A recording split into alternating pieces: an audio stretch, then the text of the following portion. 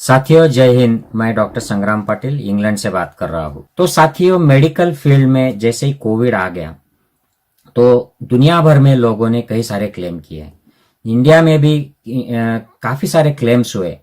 Allopathy के doctors ने शुरू में क्लोरोक्विन की नाम की जो दवा है जो मलेरिया में काम करती है, तो ये एंटीवायरल भी होती है, तो इस लॉजिक की वजह से इसमें यूज की। लेकिन बाद में अब पूरे दुनिया से जो ओवरऑल एविडेंस आया उससे पता चला कि ये कोई लेना फायदे की बात नहीं है, तो उसको बंद कर दिया। आयुर्वेदा के लोगों ने उनके जो इम्यूनिटी बूस्टर उनके हिसाब से जो मेडिसिन होते हैं वो ट्राई किए, कुछ काढ़े दिए, कुछ मेडिसिन दिए, लेकिन अब तक उनका भी कुछ ऐसा साइंटिफिक एविडेंस नहीं आया है। कोई पब्लिश्ड अच्छा इंटरनेशनल लेवल पे या नेशनल लेवल पे भी कोई अच्छा एस्टैब्लिश नहीं हुआ है। वैसे होम्योपैथी ने किया और ये अभी भी चल रहा है। मतलब कोई भी पैथी ले लो, ये पैथी के जो हम वार शुरू कर देते हैं, युद्ध शुरू कर देते हैं, इन लोगों को जानना चाहिए कि साइंस और एविडेंस का पैथी से कुछ लेना देना नहीं होता है।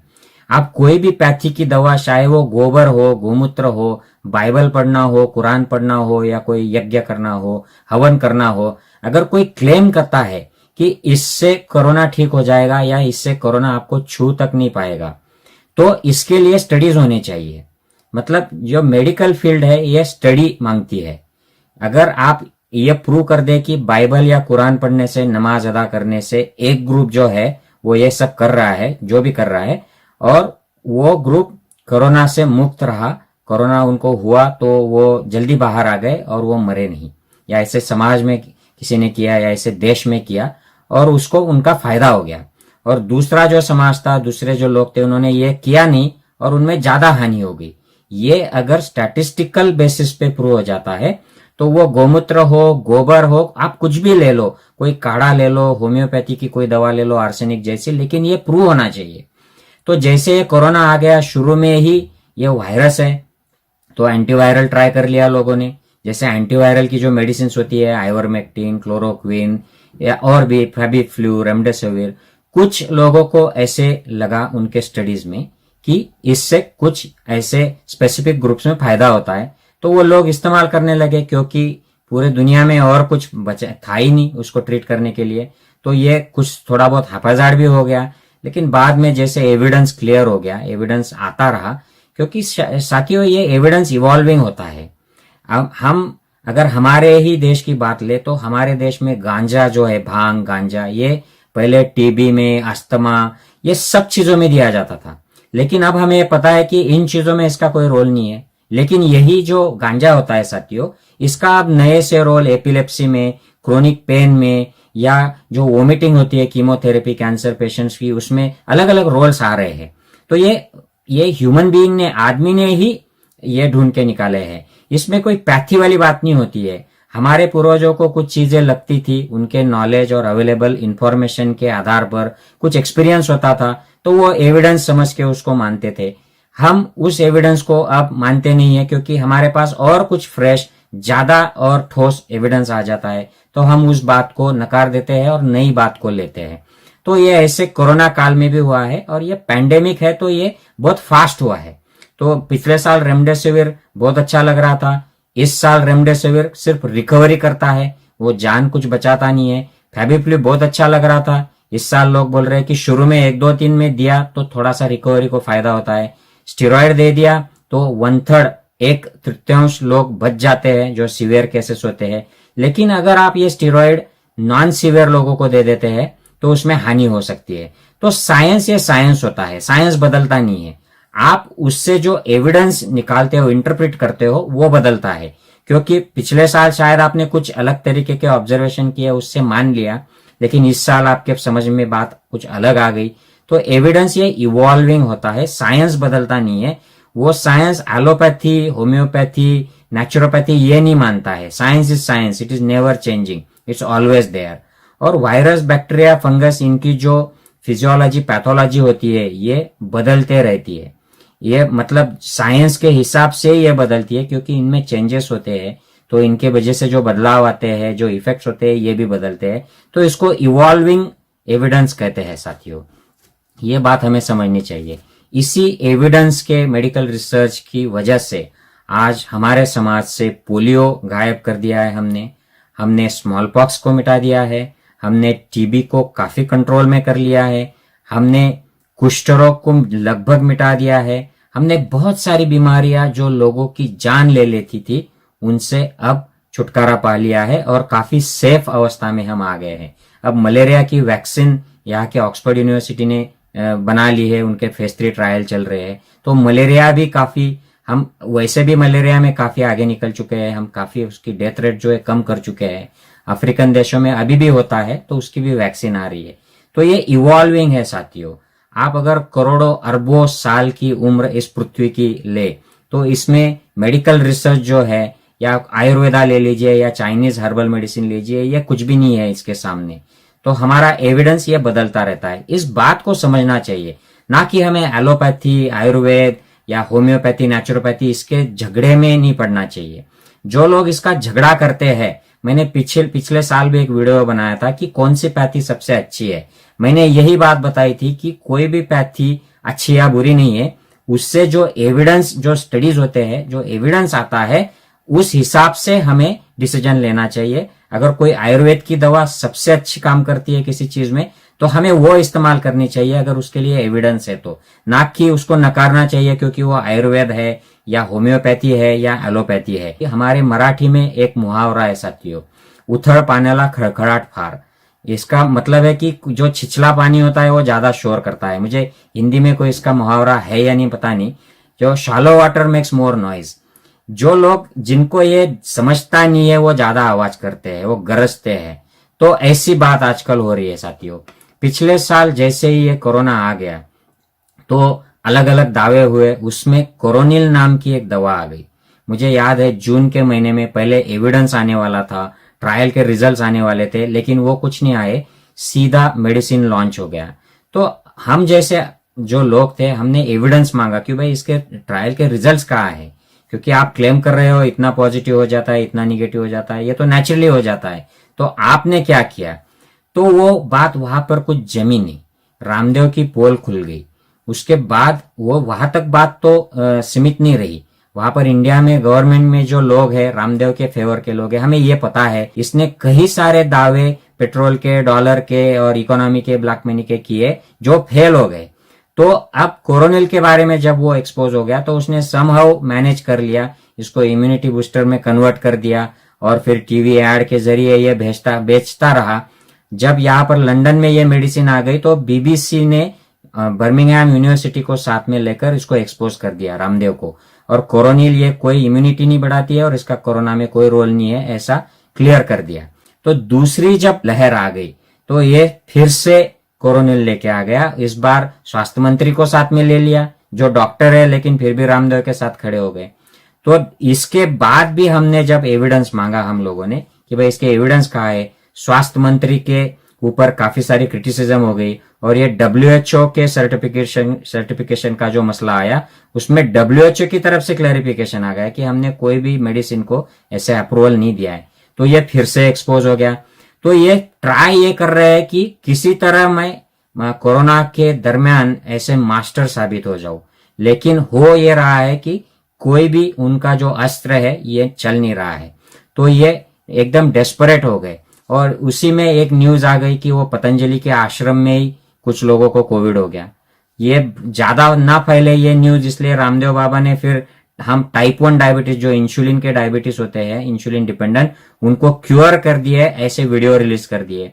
तो रामदेव बाबा एकदम माहिर हो गए हैं। अगर कोई एकदम पॉलिटिशियन जैसा है, अगर कोई अपने खिलाफ कोई आवाज उठती है तो उसको डिस्ट्रैक्ट करने के लिए कुछ और आइटम डाल देते हैं। तो रामदेव ने ये वीडियो रिलीज कर दिया टाइप 1 डायबिटीज के।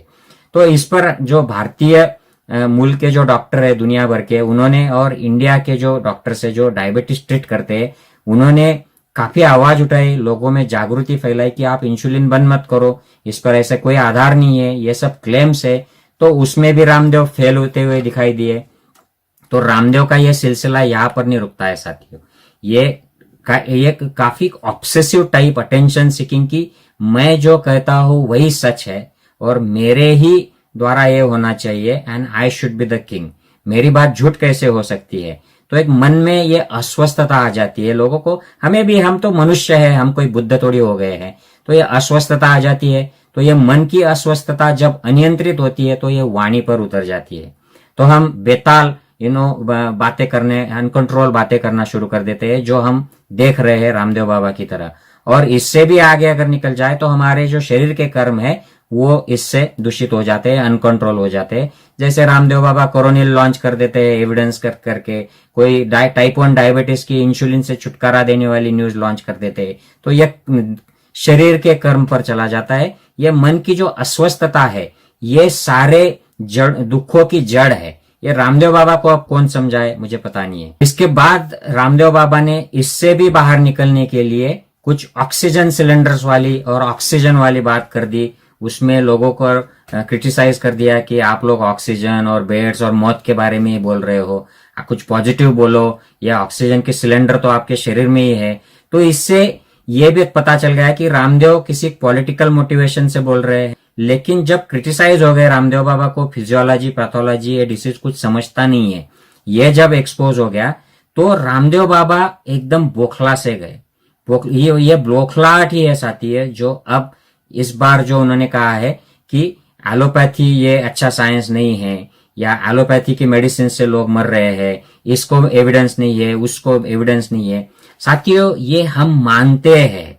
एलोपैथी का कोई भी प्रैक्टिशनर ये मानकर नहीं चल रहा है कि रेमडेसिविर से बहुत जानें बच रही है, या कोई भी एंटीवायरल से जानें बच रही है, या कोई मैजिक दवा आ गई है। ये सब जानते हैं साथियों, क्योंकि ये एविडेंस जो है ये इवॉल्विंग है। प्लाज्मा भी कुछ खास पेशेंट ग्रुप्स में अभी भी स्टडीज चल रहे हैं, लेकिन ये ज्यादा कुछ फायदे का नहीं होता है। ये इवॉल्विंग एविडेंस है। पिछले साल लग रहा था कि ये हेल्प करता है, इस साल ये लगा है कि नहीं, ये सब जो ऑब्जर्वेशन है इसमें ऐसी ऐसी बातें हैं, तो ये कुछ ज्यादा फायदे का नहीं है, तो ये देने में कोई फायदा नहीं है, तो ये बंद करे। इसी को एविडेंस बेस्ड मेडिसिन कहते हैं। ऐसा नहीं है कि 5000 साल पहले हमारे पुरखों ने कोई बोल दिया कि इससे इम्यूनिटी बढ़ती है, इससे ऐसे ऐसे होता है, बस उसको ही मानो, उस पर रिसर्च की जरूरत नहीं है, हमने कर लिया है, जैसे हमारे देश में कुछ लोग मानते हैं कि। तो ये मेडिसिन में एविडेंस बदलते रहता है साथियों, और हम जो सच बात सामने आती है, लेटेस्ट आती है, उसको एक्सेप्ट करते हैं। इसी को एविडेंस बेस्ड मेडिसिन कहते हैं, और इसी की वजह से दुनिया में आज लाखों करोड़ों जानें बचती है। इसी की वजह से वैक्सीन बनते हैं, वैक्सीन की वजह से लोग बचते हैं, और लोगों की जो उम्र है, आयुष्मान, ये बढ़ चुका है। अलग अलग बीमारियों के लोग बचते हैं, कैंसर के लोग बचते हैं, लोग 90 साल 100 साल जीते हैं। और जो पहले जो एवरेज एज होता था वो बहुत कम होता था, अब जो बढ़ गया है, क्वालिटी ऑफ लाइफ बढ़ गया है, ये इसी की वजह से। इसका मेजर रीजन जो है ये मेडिसिन में जो प्रगति हुई है इसका है। लेकिन ये रामदेव बाबा जैसे जो लोग हैं जिनका कोई मेडिकल क्वालिफिकेशन नहीं है, तो ये छिछले ज्ञान के ऊपर इनको सिर्फ बिजनेस करना मालूम है, इनको एक पॉलिटिसाइज करके पॉलिटिकल साइड लेके उनके जरिए अपने बिजनेस बढ़ाने का इनका एक रवैया होता है, और एक ऑब्सेशन होता है कि हम कहे वही सच, हमारी ही दवा से काम चलेगा, बाकी जो लोग कर रहे हैं ये गलत है। तो ये जो एक साइकोलॉजिकल स्टेट ऑफ माइंड हो जाता है कुछ लोगों का, इसी में बाबा फंसे हुए लगते हैं। मुझे लगता है कि ये जो वक्त है ये एविडेंस के साथ बात करने का है। अगर रामदेव को लगता है कि कोई दवा से लोग मर रहे हैं, तो उन्होंने आंकड़े देने चाहिए और स्टडीज के रिजल्ट्स बताने चाहिए। तो साथियों, ये पैंडेमिक जो है ये सीरियस सिचुएशन है, ये हिस्टोरिक इवेंट है, डिजास्टर है, ये वैश्विक समस्या है। इसमें ये रामदेव बाबा की जो हमेशा की बातें इनके प्रेक्षक गण जो सुनते हैं और वो एक्सेप्ट भी कर लेते हैं बाबा की बातें, तो इसमें ये लेवल की बातें नहीं चलेगी साथियों। ये वायरल का पैंडेमिक है, इससे लोग मर रहे हैं और हमारे देश में सबसे ज्यादा लोग मर रहे हैं, और इसमें ऐसे बिना एविडेंस के कुछ क्लेम करना या कुछ इवॉल्विंग एविडेंस है उसके बारे में ऐसी बातें करना, खास करके रामदेव एक अच्छी पोजीशन में है, तो उस पोजीशन से, उस स्टेज से, मंच से ऐसी बातें करना, ये लोगों में बहुत घबराहट पैदा करते हैं, लोगों में कंफ्यूजन पैदा करते हैं। तो मैं ये चाहूंगा मैं ये अपील करूंगा इंडियन मेडिकल एसोसिएशन से भी कि इनकी मजबूरियां है, ये अस्वस्थ हो चुके हैं, काफी सारे जो फेल्यूर्स इनको आए हैं, खास करके गवर्नमेंट के परफॉर्मेंस अच्छा नहीं रहा तो उनको सवाल पूछे जाते हैं, बाबा काला धन नहीं आया, बाबा डॉलर की कीमत कम नहीं हुई, रुपए की नहीं बढ़ी, बाबा ये पेट्रोल डीजल कम नहीं हुए बढ़ गए, तो उनको वो फ्रस्ट्रेशन रहता है। और फिर कोरोना काल में ये कोरोनिल और ये सब चीजों की वजह से फ्रस्ट्रेशन हो गया है, तो इसकी वजह से वो ऐसी बातें करते रहते हैं। तो इंडियन मेडिकल एसोसिएशन उनको इग्नोर करे, उनको माफ करे, और मीडिया, सोशल मीडिया के जो हमारे साथी है, इंडियन मीडिया खास करके, उनको भी दरख्वास्त करूंगा कि इनको इग्नोर करे, बस छोड़ दो उनके हाल पर। I think that is the best strategy to avoid nuisance in this pandemic situation. अभी हमें लोगों को बचाना है, लोगों को सही नॉलेज देना है और ज्यादा से ज्यादा साइंटिफिक इंफॉर्मेशन स्प्रेड करना है। और हमें यह भी ख्याल करना है मेडिकल कम्युनिटी को कि जैसे ही कोई एविडेंस आता है किसी चीज के लिए या किसी चीज के खिलाफ, तो हमें उसको तुरंत इम्प्लीमेंट करना है ताकि लोगों को ज्यादा से ज्यादा हम फायदा पहुंचा सके। जय हिंद साथियों। नेशनल दस्तक की आपसे गुजारिश है कि अगर इसको बचाना चाहते हैं तो नेशनल दस्तक को सब्सक्राइब करने के लिए रेड कलर के सब्सक्राइब बटन को दबाएं, फिर बेल आइकन की घंटी दबाएं। नेशनल दस्तक को बचाने के लिए बहुत जरूरी है कि हर खबर को शेयर करें, लाइक करें, कमेंट जरूर करें।